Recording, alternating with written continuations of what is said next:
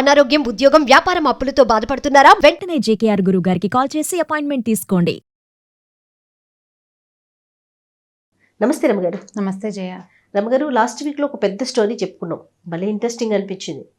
ఈ రోజు కూడా అలాంటి పెద్ద స్టోరీ ఒకటి చెప్పండి. కీర్తిసేన అని ఒక అమ్మాయి కథ చెప్తాం. అయితే కాస్త అటు ఇటుగా ఇది చిన్న పతివ్రత కథ అని అనుకోవాలి. మామూలుగా పతివ్రతల కథలు అంటే మనం సతీ అనసూయ, సతీ సావిత్రి అలా చెప్పుకుంటాం. అంటే ఎక్స్ట్రీమ్ లిమిట్స్ దాటేసి వీళ్ళు భర్తల కోసం పాతివ్రత్యాన్ని అంటే తమ తాలూకు సౌభాగ్యాన్ని కాపాడుకోవడానికి మ్యాక్సిమం ట్రై చేసి చాలా కష్టపడి ఎంతో కష్టాన్నైనా ఎదుర్కొనే వాళ్ళ కథల్ని మనం వాళ్ళని పతివ్రతామ తల్లులుగా భావిస్తాం కదా. ఇది మరీ పూర్తిగా పతివ్రత అంటే అంత పేద రకం ధోరణి కాదు, కానీ మామూలు అమ్మాయిలు తమ ఫ్యామిలీని నిలబెట్టుకోవడానికి చేసే ప్రయత్నాన్ని చెప్పిన కథ అనమాట. ఆసక్తికరంగా ఉంటుంది అమ్మాయి కథ. నాకు గుర్తుండి ఈ సంవత్సరం ఇంటర్మీడియట్ ఫస్ట్ ఇయర్కో సెకండ్ ఇయర్కో సాంస్క్రిట్లో ఈ లెసన్ పెట్టారు. ఇది బృహత్ కథలోని కథ, సంస్కృతంలో ఉంటుంది. సాంస్క్రిట్ తీసుకున్న వాళ్ళకి తెలుస్తుంది, పేరెంట్స్ ఎవరైనా స్టోరీ చెప్పి ఉంటే వాళ్ళకు కూడా తెలుస్తుంది. కథ ఇంట్రెస్టింగ్ గా ఉంటుంది, జనరల్ పీపుల్కి తెలిసే అవకాశం లేదు. ఇది కథ అమ్మాయి పేరు ఏంటంటే కీర్తిసేన. కీర్తిసేన అనే అమ్మాయి ఒక వ్యాపారస్తుడు కూతురు. ఆయన చాలా ముద్దుగా గారాభంగా పెంచాడు. ఈ పిల్ల చాలా అందగత్తెట, చక్కగా ఉండేది. చక్కటి అమ్మాయి, మృదు స్వభావి, అంటే ఒకళ్ళు జోలికి పోయే లక్షణం లేదు అమ్మాయికి. తన పనేదో తనేదో చక్కగా బంగారు బొమ్మలాగా ఉండేది. అయితే వాళ్ళ నాన్న బాగా వెతికి వెతికి ఆ పిల్లకి అనురూపమైన పెళ్లి కొడుకుని వెతికాడనమాట. అందమైన చక్కగా కాలు పొడుగున్న పొడుగాటి అబ్బాయి, మంచి ఆజానుబాహువు. అటు అందమైన పిల్ల పక్కన మరింత అందంగా కనపడే పెళ్లి కొడుకు కోసం బాగా ప్రయత్నం చేసి చివరికి ఒక పెళ్లి కొడుకుని సాధించారు. సాధిస్తే ఆ పిల్లవాడికి తండ్రి లేడు, వాళ్ళ అమ్మ ఉంది. ఈ అమ్మ ఏంటంటే ఈవిడ కొంచెం గయ్యాళిదని ఊళ్ళో పేరు, కానీ ఒక పిల్లాడు కదా, వాడిని ఏదో కొంచెం చదువు విద్యాబుద్ధులు చెప్పించింది. వాళ్ళకి ఏవో వ్యాపారాలు ఉన్నాయి. ఉంటే సరే బాగుంది కదా, బాధ్యతలు లేవు, ఒకడే పిల్లాడు, ఏదో కొంత ఆస్తి పాస్తి ఉందని ఆలోచించి పిల్లవాడు అందంగా ఉన్నాడు, పైపెచ్చు పిల్లని ఇష్టపడ్డాడు. ఇవన్నీ ఇప్పుడు మన అందరూ ఆడపిల్లల తండ్రులు ఆలోచించే సహజమైన విధానంలోనే ఈ కీర్తిసేన నాన్న కూడా ఆలోచించి ఆ పిల్లకి పెళ్లి చేశాడు. పెళ్లి చేస్తే భార్యాభర్త అన్యోన్యంగా చక్క చిలక గోరింకాలే బాగా ఉండేవాళ్ళు. ఈ అత్తగారికి కొంచెం లేత వయసులోనే భర్త చనిపోయాడు. ఆవిడకి కోడలు కొడుకు అన్యోన్యంగా ఉంటే ఆవిడకి ఏం పెద్ద నచ్చేది కాదు. పైగా సహజంగానే గయ్యాళి కొంత పోట్లాట కోరు, కయ్యానికి కాలు దువ్వే రకం, చుట్టుపక్కల వాళ్ళతో అసలు స్నేహాలే లేవు ఆవిడికి. ఈ పిల్లని ఆ భర్త బయటికి వెళ్ళంగానే కోడల్ని కాల్చుకు తినేది ఆవిడ. ఏదో ఒకటి అంటాం, తిట్టడం, ఒట్టి పుణ్యానికి ఏదైనా పని నాకు చేత కాదు అనగానే నువ్వు చేసి తీరాల్సిందేనని మొండికెత్తి పని చేయించడము, ఇలా బాగా ఏడిపించుకు తినేది. ఈ అమ్మాయి పెద్దగా భర్తకి చెప్పేది కాదు, కానీ వాళ్ళ అమ్మ పాపం ఇంకెవరు లేరు అతనికి తల్లి తప్ప, అమ్మకి అతనికి చెడగొట్టకూడదు అని బుద్ధిమంతురాలన్నమాట ఈ పిల్ల. బుద్ధిమంతుల లక్షణం ఏమిటంటే నాకు ఇబ్బంది వచ్చింది మీ అమ్మ వల్ల అని చెప్పి అమ్మకి గౌడికి పోట్లాట పెట్టకుండా ఉండటమే బుద్ధిమంతుల లక్షణం. సరే, ఆ లక్షణం ప్రకారం ఆ పిల్ల ఏం చేసింది, పొడితే పొట్టాడిందిలే. భర్త ఉన్నప్పుడు తను ఏమంటలేదు, భర్త తనతో చాలా బాగా ప్రేమగా ఉంటున్నాడు. ఇది ఆలోచించుకుని ఈ అత్తగారి దుష్కృత్యాలు ఎప్పుడు ఆ పిల్ల చెప్పల భర్తకి. కొన్నాళ్ళ తర్వాత ఏమైందంటే ఇతనికి అప్పుడు ఆ రోజుల్లో వ్యాపారాలు వేరే ఊళ్ళకి వెళ్ళి చేయటమే కదా, ఇక్కడ సరుకు అక్కడికి పట్టుకెళ్ళేవాళ్ళు, అక్కడ సరుకు ఇక్కడికి తెచ్చేవాళ్ళు. ఈ క్రమంలో ఇతనికి వాళ్ళ చుట్టాలంతా ఏదో ఒక వస్తువు బళ్ళ మీద వేసుకుని వలభి అనే ఒక నగరానికి వెళ్దామని, పక్కనుంది వల్లభ నగరం, వలభి అంటారు దాన్ని, అక్కడికి వెళ్దామని అన్నారు. అనేసరికల్లా ఈ వెళ్ళటము బాగా 2-3 నెలలు పట్టేస్తుంది. దూరం వెళ్ళి రావాలి కదా, 3 months 6 months కూడా పట్టేది. ఈ 3 నెలలు 6 నెలలు ఇతను ఉండకపోతే ఈవిడ తను ఏం చేస్తుందోనని భయపడి ఈ పెళ్ళి ఏం చేసింది, కీర్తిసేన భర్తకి చెప్పింది, మీ అమ్మ నన్ను చాలా అన్నిటికీ తిడుతూ ఉంటుంది, మా అమ్మగారు తిడతారు అంటే కొంచెం ముద్దుగానే చెప్పింది. గొప్పగా అంటే కంప్లైంట్ లా కాకుండా నువ్వు లేకపోతే నేను ఒక్కదాన్నే ఉంటే నన్ను ఇబ్బంది పెడుతుందేమోనని నాకు భయంగా ఉంది, నేను ఒక్కతనే ఉండలేను, నువ్వు వెళ్ళొద్దంది. అనేసరికల్లా ఇతను భార్యకి నచ్చ చెప్పాడు. అలా అంటే ఎట్లా వ్యాపారం, మనకి ఈ ఊళ్ళో ఉంటే మనకు నడవదు, ఇట్లా వ్యాపారాలు చేసుకోవాలి, నేను మా అమ్మకి చెప్తాను లేని వాళ్ళ అమ్మకి, అమ్మ నేను ఇట్లా 5-6 నెలలు వెళ్ళాలి, 3 నెలల నుంచి 6 నెలల దాకా పడుతుంది. ఈ అమ్మాయి మంచి కుటుంబంలో పుట్టిన పిల్ల, దాంతో స్నేహంగా ఉండాలమ్మా, నువ్వు స్నేహంగా ఉండాలి, గొడవలు అవి పెట్టద్దమ్మా, నేను తిరిగి వచ్చేదాకా నా భార్యను జాగ్రత్తగా చూసుకోమ్మా అని అన్నాడు. అనేసరికల్లా వాళ్ళమ్మ తెల్లబోయినట్టుగా మొహం పెట్టి, అదేమిట్రా అట్లా అంటావు, నేను ఎందుకు ఇబ్బంది పెడతాను, మన ఇద్దరికి గొడవ పెట్టడానికి నీ భార్య ఇట్లాంటి పిచ్చి మాటలు చెప్తోంది. చిన్నపిల్ల దానికి అలా అర్థం చేసుకుంది కాబోలు, తన మంచికే చెప్తాను కానీ నేను నీకు దానికి చెడు చేయాలని నేను అనుకుంటానా, నాకున్నది ఒకే కొడుకు ఒకే కోడలు, అని ఇట్లా రకరకాలు మాట్లాడేసరి కల్లా ఈ కుర్రాడు నమ్మేశాడు. అమ్మ మాట తల్లుల మాటలు సహజం కదా, వాళ్ళ అమ్మ మాట ప్రతివాడు అమ్మ మాట నమ్ముతాడు. ఏమనుకున్నాడంటే భార్యే అమాయకత్వము, పైగా చిన్నప్పటి నుంచి వేరే ఊళ్ళో పెరిగింది, ఈవిడ ధోరణి ఆ పిల్లకి అర్థం కాక అపార్థం చేసుకుందని భావించి ఏం పర్వాలేదు మా అమ్మ నిన్ను బాగా చూసుకుంటుందని భార్యకి నచ్చజెప్పి వీడికి అంతా వెళ్ళిపోయాడు బిజినెస్ కోసం. ఇక ఆ కొడుకు అటు వెళ్ళటం ఏమిటి, ఈవిడ కోడల్ని చావగొట్టి చెవులు మూసేసింది, కొట్టేసింది బాగా. తర్వాత పని వాళ్ళందరినీ మానిపించేసింది, ఇంట్లో అన్ని పనులు కోడలతోటే చేయించింది కొన్ని రోజుల పాటు. ఈ పిల్ల చిక్కిపోవటం మొదలుపెట్టింది, పని చేయొద్దు అంత పని. అక్కడి నుంచి ఏం చేసింది, ఈవిడికి ఒక స్నేహితురాలు ఉంది, ఎంతసేపు ఎప్పుడు వచ్చి వీళ్ళింటూనే ఉంటుంది. వీళ్ళిద్దరూ కలిసి ఏం చేశారంటే ఆ పిల్లని కాస్త ఒకరోజు ఒంటి మీద బట్టలు లేకుండా చేసేసి దాదాపుగా కొట్టి వాళ్ళ ఇంట్లో ఒక నేలమాళిగ ఉందిట. నేలమాళిగ అంటే పాత రోజులు ఏంటంటే ధనం దాచుకునేందుకు నేలమాళిగలు ఉండేవి, మెట్లు దిగి అక్కడ కనపడేది కాదు, కనపడకుండా ఉండేది. దాన్ని ఇప్పుడు మన సినిమాల్లో చూపిస్తుంటారు, అట్లాంటి లోపలికి మనకదే మన సినిమాలో కూడా పాత సినిమాల్లో కనపడుతుంది, తలుపులాగానే ఉంటుంది, దాని లోపల ఇంకో ద్వారం ఉంటుంది అనమాట, భూమి లోపలికి ఉండేవి. ఈ మంచాల కిందకి అక్కడ పెట్టేవాళ్ళు వాటి తలుపులు, కిందకి లోపలికి వెళ్తే అక్కడ ధాన్యము బంగారం అవి దాచిపెట్టుకునేవాళ్ళు. ధాన్యాల కంటే హెచ్చుగా బంగారము, గింజలు ఏవి విత్తనాలు, తర్వాత డబ్బులు, ఖరీదైన వస్తువులు, విలువైన వస్తువులు, పాత వస్తువుల్ని వాటిని కింద దాచిపెట్టేవాళ్ళు. ఆ నేలమాళిగలో ఉన్న డబ్బులన్నీ బయటికి తెచ్చేసి ఈ అమ్మాయిని ఆ నేలమాళిగలో పడేశారు. అయ్యో. రోజు ఏం చేసేవాళ్ళు, తలుపు తీసి ఒక చిన్న అంత మూకుడుతోటి, మట్టి మూకుడుతోటి దాంట్లో అంత అన్నం పెట్టి కిందకి వదిలిపెట్టేవాళ్ళు. చంపేయలేదు, చచ్చిపోయేలాగా చేశారు. అంతే అన్నం తిని గాలి వెలుతురు రాని చోట ఉంటే మనుషులు ఏం బతుకుతారు? కొద్ది 2-3-4 రోజులు గడిచేసరికి 2-3 రోజులకి ఆ పిల్ల ఏడ్చి మొత్తుకుంది, కానీ ఏమీ వినపడదు బయటికి. సరే ఏం చేసింది, ఆ చేతులు చీకటి అటు ఇటు చేతులు ఆడిస్తూ వెతుకుంటూ చచ్చిపోతానో ఏమిటో ఇక్కడ ఏమున్నాయో అని చేతులు ఆడిస్తుంటే అమ్మాయికి ఒక ఇంత ఇనుప వస్తువు కడ్డీ లాంటిది దొరికింది. గుణపం అన్నమాట, చిన్నది, మనం మొక్కలు తవ్వడానికి వాడుకుంటాను చూడు. ఒకవైపు తలవైపు పెద్ద లావుగా ఉంది, కొస కొంచెం పలచగా ఉండి పదునుగా ఉన్నట్టు తెలిసింది. మనం ముట్టుకుంటే మనకు కొన్ని వస్తువులు టోపోగ్రఫీ అర్థమవుతుంది కదా అది ఎలా ఉందో. ఆ అమ్మాయికి ఇదేదో తవ్వే సాధనం అని తెలిసింది. తను కూర్చున్న చోటే తవ్వడానికి అట్లా అట్లా అట్లా అట్లా తవ్వటం మొదలుపెట్టింది. తవ్వుతూ ఉంటే అంటే గోడని ఒక పక్కన కిందకి పడేశారు కదా, ఓ పక్క గోడను తవ్వుతుంటే ఆ మెల్లిగా ఆ ప్రాంతం అది ఎట్లా అయిందంటే ఆ అమ్మాయి తాలూకు పడక గదిలో ఒక మూలకి చేరింది. ఓహో. అటు నుంచి కొద్దిగా వెలుగు కనపడుతోంది అనమాట. మట్టి గోడలు కదా, పాతకాలంలో సిమెంటు ఇటుకలు లేవుగా, మట్టి గోడలు ఉండేవి. ఈ అమ్మాయి ఏం చేసింది, తవ్వి శబ్దం వస్తున్నట్టు తెలియకుండా మెల్లిగా తవ్వి 2-3 రోజులకి మొత్తానికి తన బెడ్రూమ్లోకి చేరింది. ఓహో. చేరేసరికల్లా ఏమనుకుంది, కొద్దిపాటి వెలుగులో రాత్రిపూట చేరిపోయింది లోపలికి. నిదానంగా ఏం చేసింది, తనవి కొన్ని బట్టలు కొంత బంగారము తీసుకుంది. బోల్డ్ అంత ఆస్తి ఇచ్చేట వాళ్ళ నాన్న పిల్లకి, ఎంత బంగారమో ఎన్ని వస్తువులు, ఒకతే పిల్ల చాలా ఇచ్చాడు. సరే కొంత బంగారం కొన్ని బట్టలు తీసుకుని బయటకు వచ్చింది. బయటకు వచ్చాక ఏమనిపించిందంటే, నేను రోడ్డు మీద ఈ రకంగా తిరిగాను అనుకో, నేను స్త్రీని, నన్ను కనిపెట్టేస్తారు, ఫలానా వాళ్ళ కోడలు నన్ను తెలిసిపోతుందని ఏం చేసింది, తన బట్టలు వదిలిపెట్టేసి భర్త బట్టలు తీసుకుని బంగారం తీసుకుని ఆ బట్టలు వేసుకుని మగవాడి వేషధారణతో, అప్పుడు మగవాళ్ళకి ఆడవాళ్ళకి చిన్న చిన్న తేడాలు ఉండేవి. స్త్రీలు వేసేది, మగవాళ్ళు అయితే చొక్కాలు లాంటి షరాయి లాంటివి వేసుకుంటారు కదా, ఓ పంచ కట్టుకుని నడుముకి పైన ఒక చొక్కా లాంటిది, నెత్తికో తలపాగా పెట్టుకుని బంగారం పట్టుకుని వెళ్ళిపోయింది బయటికి. వెళ్ళిపోయి ఏం చేసింది, బాగా కొంత దూరం నడిచాక ఏమనిపించింది, ఎక్కడో చోట ఉండాలి, భర్త వచ్చేదాకా ఉండాలి. తండ్రి దగ్గరికి వెళ్ళటానికి అమ్మాయికి మనసొప్పల.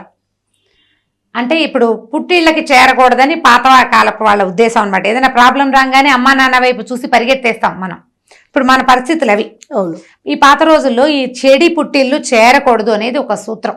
కష్టాల్లో ఉన్నప్పుడు అస్సలు వెళ్ళకూడదు, పరువు ఉండదని. మనం ఇలాంటి పాత సినిమాల డైలాగుల్లో మనకు వినపడతాయి. మాయాబజార్ సినిమా బాగా చూసిన వాళ్ళకి సుభద్రాదేవి చెడి పుట్టిళ్ళు చేరకూడదని ఏడుస్తుంది. చిన్నతనం, చులకనైపోతాం అన్నదమ్ములు అక్క చెల్లెళ్లలో, అందుకని వెళ్ళేవాళ్ళు కాదు. ఇప్పుడు ఒక పిల్ల ఉంటే ఏ చులకన లేదేం లేదు, ఒక పిల్లలు 2 పిల్లలే కదా, అప్పటికంటే సంసారాలు పెద్దవి ఉండేవి. ఈ అమ్మాయి ఏం చేస్తుందంటే భర్తను వెతుక్కుంటూ అతను వెళ్ళిన నగరానికి వెళ్ళిపోదలుచుకుంది. ఒట్టిగా ఏం వెళ్తామని ఒక వ్యాపారస్తుల బిడారు వెళ్తుంటే వాళ్ళని ఆశ్రయించింది. వాళ్ళు ఏమనుకున్నారు, ఈ అమ్మాయి చాలా అందగత్తని చెప్పాం కదా, మగవేషం వేసుకుంటే ఒక యంగ్ యాక్టివ్గా ఉన్న ఒక మగపిల్లాడు బాగా కనపడుతున్నాడు కదా, మీసాలు కూడా రాలేదు, ఇంకా లేతగా కనపడతారు. ఆడపిల్లలు మగవేషం వేసుకుంటే అదే కదా కనిపించేది. తప్పించుకోవడానికి ఆడవాళ్ళు మగవేషాలు, మగవాళ్ళు ఆడవేషాలు వేసేవాళ్ళని తెలుస్తోంది దీన్ని బట్టి. అక్కడి నుంచి వాళ్ళ దగ్గరికి వెళ్ళింది. వెళ్తే అతనేమన్నాడు, ఈ కుర్రాన్ని చూసి సరదా పడి బాగున్నాడని, మాతోటేముండు, ఏదో ఒక వ్యాపారం చేసుకుందు కానీ అని చెప్పాడు. ఏం చెప్పింది ఈ అమ్మాయి, నేను ఇంట్లో పోట్లాడి మా నాన్న వాళ్ళతోటి పోట్లాడి ఏదైనా వ్యాపారం చేసుకోవడానికి వచ్చేసానని అతన్ని నమ్మించింది. మరి ఏదో ఒక మాట చెప్పాలి కదా.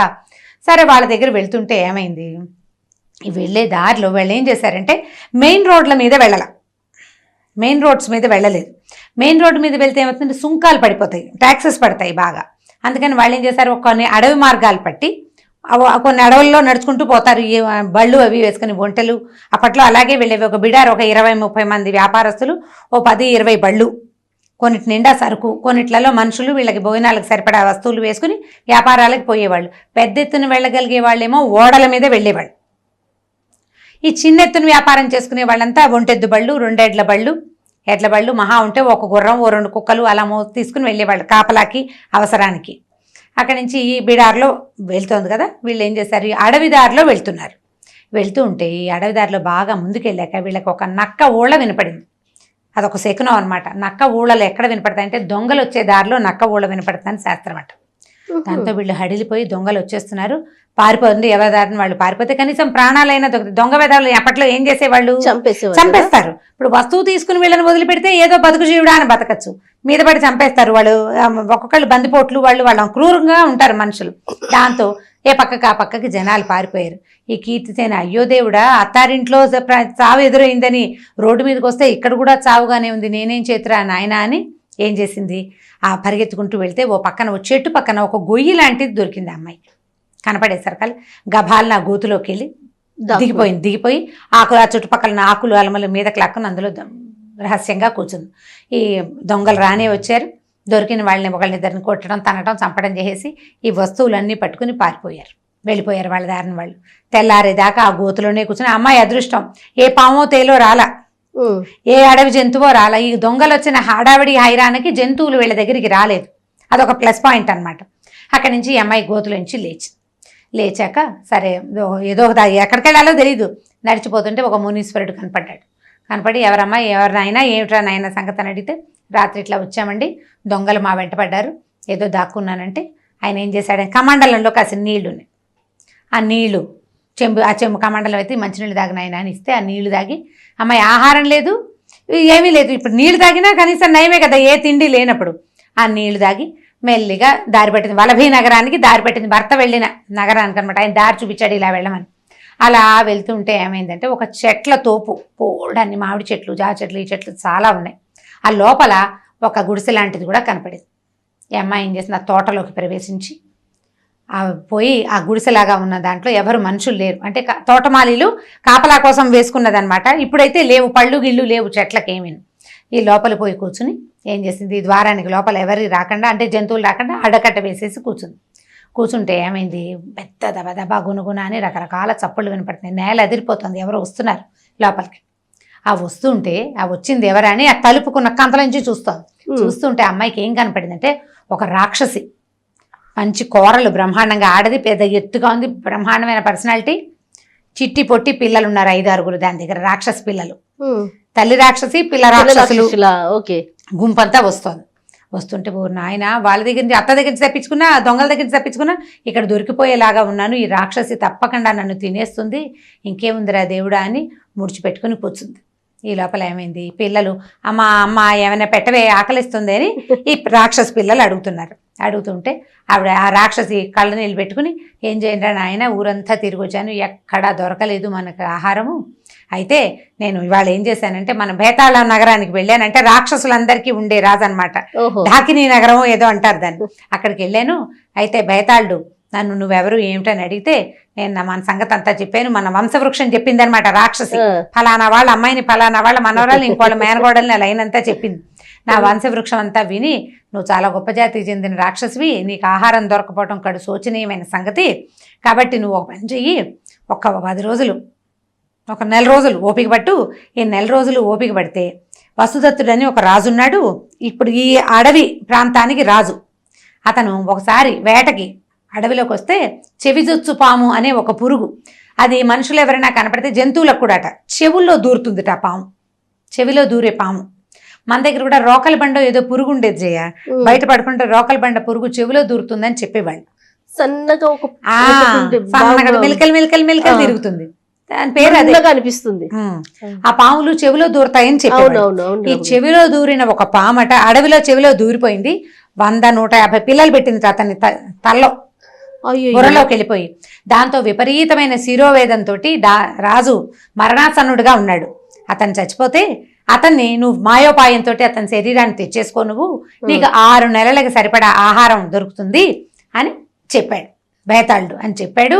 4 రోజులు ఓపిక పట్టండి రా నాయన, దొరికిన కాయా కసరు తినండి, నరమాంసం కనుక దొరికితే మనకు 6 నెలల ఆహారానికి సరిపోతుంది, వీళ్ళకి నరమాంసం కావాలి అని చెప్పింది. చెప్పేసరికల్లా పిల్లలు అన్నారు, అంటే ఆ బేతాళుడు ఏం చెప్పంటే ఎవరు నయం చేయకపోతే వాడు చచ్చిపోతాడు అని. పిల్లలు అన్నారు, అమ్మా ఎవరో ఒకళ్ళు నయం చేస్తే ఎలాగే అని అడిగారు. అడిగేసరికల్లా ఎవరు నయం చేస్తారా, అది చాలా కష్టమైన సంగతి, అంటే ఎలా నయం అవుతుందో చెప్పు అని పిల్లలు తల్లిని అడిగారు. జనరల్గా పిల్లలకి అలా క్వశ్చన్లు ఉంటాయి కదా, ఏమిటో చెప్పు చెప్పు అంటారు.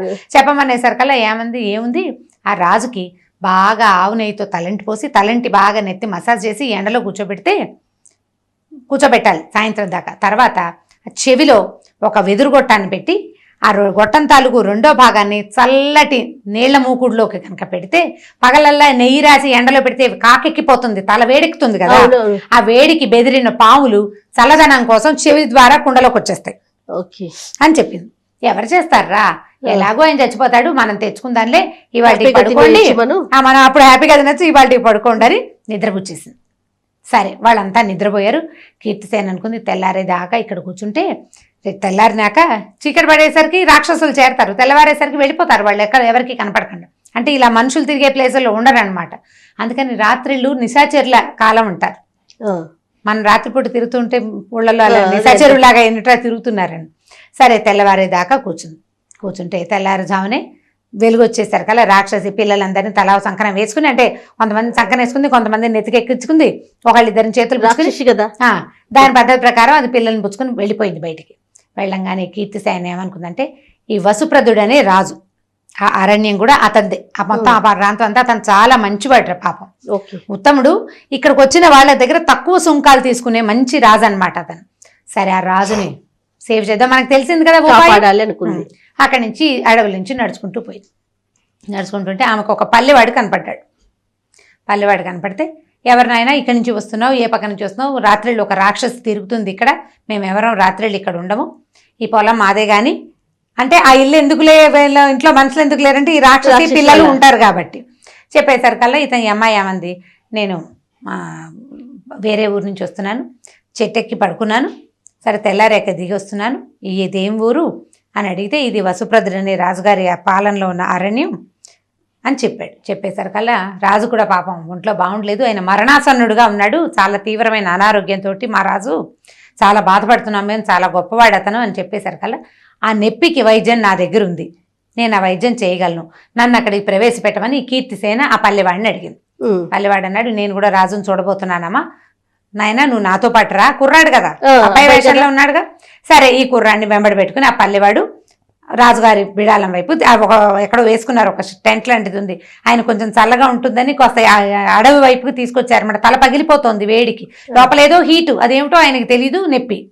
సరే చాలా తీవ్రమైన బాధలో ఉన్నాడు, జ్వరం కూడా ఉంటుంది ఆయనకి. సరే ఈ కుర్రాడిని తీసుకెళ్ళేసరికి అలా పల్లెవాడు ఏం చేశాడు, సైన్యాధ్యక్షుడి దగ్గరికి వెళ్ళి ఈ కుర్రాడికి వైద్యం తెలుసుట, వాళ్ళ తాత ముత్తాత వైద్యులట, రాజుగారి తలనొప్పికి వైద్యం చేయగలను అంటున్నాడు, ఏదో ఒక ప్రయత్నం చేస్తాం, మామూలుగా నమ్మకూడదు, లెక్క ప్రకారం అయితే నమ్మరు. ఇప్పుడున్న పరిస్థితి ఏమిటి, ఏ గచ్చాకు పుచ్చాకు వైద్యమైనా సరే చెప్పలేం కదా, ఏదైనా జరగచ్చు, ఏ పుట్టలో ఏ బాగుందో ఏదో ఒకటి తగ్గాలి మనకి. మనం కూడా చూడండి అనారోగ్యాలు వస్తే అన్ని ట్రయల్స్ వేసేస్తాం. ఆ అన్ని ట్రయల్స్ లో భాగంగా ఈ కీర్తిసేన మగవేషంలో ఉన్నదాన్ని రాజుగారి దగ్గరికి ప్రవేశపెట్టారు. చక్కగా అందంగా కనపడిన కుర్రాన్ని చూసేసరికల్లా ఆయనకి నచ్చాడు, చాలా బాగా నచ్చి, నాయన నువ్వేం చేయగలవంటే, చీకటి పడిపోయిందండి, ఇప్పుడు ఈ పగలల్లా నడిచి కదా అక్కడికి చేరింది అమ్మాయి, చీకటి పడిపోయింది, ఇవాళ కాదు వైద్యం రేపు చేస్తాను, నెయ్యి తెప్పించండి అని చెప్పి నెయ్యితోటి చక్కగా ఆయన నెత్తికి నూనె రాసి బాగా మసాజ్ చేసి, ఆ నెయ్యి తగిలేసరికి వేడి కొంచెం తగ్గుతుంది. మామూలుగా మనకి కణతలు అవి నొప్పులు వస్తాయి, కథలోనే వైద్యం చెప్తున్నాను చూడండి, కణతలు నొప్పి వస్తాయి, ఇక్కడ టక టక టక కొడుతుంటుంది నొప్పి, పేరు నెయ్యి రాసుకోమంటారు మా వాళ్ళు. నెయ్యి పేరుకుంటుంది కదా, పేరుకున్న నెయ్యి కొంచెం తీసి బాగా ఇట్లా మసాజ్ చేస్తే తలనొప్పి తగ్గుతుంది, కాక తగ్గుతుంది లోపలదని చెప్తారు. ఈ రాజుకు తల మసాజ్ చేసేసరికి ఆయన కొంచెం కాస్త తలనొప్పి తగ్గి నిద్ర పట్టింది. అందరూ సంతోషించారు. ఇప్పటిదాకా అసలు నిద్ర పట్టడమే లేదు, ఆయనకి నిద్రే లేదు ఆ తలనొప్పితోటి. అక్కడి నుంచి మర్నాడు పొద్దున ఏం చేసింది, వాళ్ళు కుర్రాన్నేమో చక్కగా తీసుకెళ్ళి స్నానం సంధ్య చేయించి పడుకునేటానికి ఆ వనరు కల్పించారు. ఎవరికి చెప్పకుండా, మరి వేషంలో ఉంది కదా, నా పని నేనే చేసుకుంటానని తన దారిని తను పోయి పడుకుంది. ఏదో తిన్నది, నిద్రపోయింది. మర్నాడు తెల్లారాక రాజుగారిని తీసుకొచ్చి ఎండలో కూర్చోబెట్టింది. మళ్ళీ కొద్దిగా నెయ్యి తెప్పించి మర్దం చేయించింది. బాగా మర్దం చేశారు. ఈ ఎండకి కూర్చుని కూర్చుని కూర్చుని కూర్చుని సాయంకాలం అయ్యేసరికి ఆయనకు శోష వచ్చింది. కానీ చల్లబడంగానే ఈయన్ని నీడలో కూర్చోబెట్టి చెవిలోకి ఒక వెదురు గొట్టం పెట్టించింది. ఈ గొట్టం తాలూకు కొస ఒక చల్లటి నీటి కుండలో ఏం చేశారు, మూకుడు పెడతారు, మూత ఉంటుంది కదా, ఆ మూకుడుకు వచ్చి ఇల్లు కొట్టించి ఈ గొట్టం తాలూకు కొస అందులోకి పెట్టింది అనమాట. బయటికి రాకూడదు మళ్ళీ ఆ పురుగులు. అక్కడి నుంచి ఒక 10 నిమిషాలు అయ్యేసరికల్లా రాజు తల్లోంచి ఏదో పాకుతున్నట్టుగా తెలుస్తోంది ఆయనకి. ఈ చెవి ద్వారా లోపలికి ఉన్న మొత్తం 100, 150 చిన్న చిన్న లుకలకలాడుతున్న పావులన్నీ కుండలోకి వచ్చేసింది.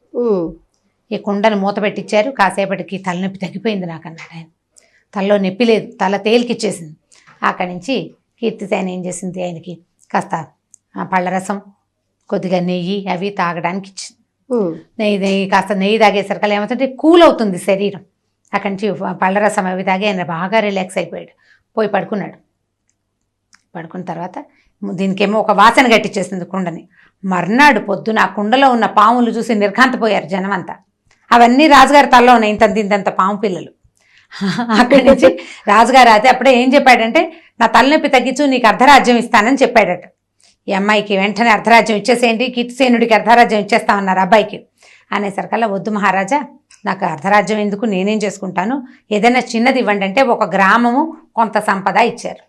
ఇస్తే ఈ అమ్మాయి ఏమంది, నేను ఇప్పుడే వెళ్ళనండి, కొంతకాలం నేను ఇక్కడే ఉంటాను, నాకు ఇచ్చిన సామానంతా మీ దగ్గరే ఉంచుకోండి, నాకు మీరు ఇచ్చినవన్నీ గిఫ్ట్లన్నీ మీ దగ్గరే పెట్టుకోండి, నాకు ఇప్పుడు వద్దు, నేను వెళ్ళేటప్పుడు తీసుకెళ్తాను, నన్ను ఇక్కడ ఉండనివ్వండి అని చెప్పింది. సరే వీళ్ళు ఏం చేశారు, ఓ ఇల్లు బస ఏర్పరిచారు. రాజును రక్షించినందుకు ఇది కూడా ఇంకో రాజు కింద ట్రీట్ చేస్తున్నారు అనమాట. హాయిగా అమ్మాయి ఇక మిగిలిన వాళ్ళు ఎవరిని లోపల రానివ్వకుండా తన స్నానపానాది కార్యక్రమాలన్నీ తనే చేసుకుంటూ హాయిగా తన దారిని తను ఉండడం మొదలుపెట్టింది. 1 నెల రోజులు 2 నెలలు అట్లా టైం గడిచింది. ఈ గడిచిన తర్వాత ఏమైంది, వలభీనగరం నుంచి బోళ్ళంతమంది వర్తకుల బిడారు వచ్చిందని వార్త వచ్చింది. ఈ అమ్మాయి ఏం చేస్తుంటే ఆ బిడార్ దగ్గరికి వెళ్ళింది.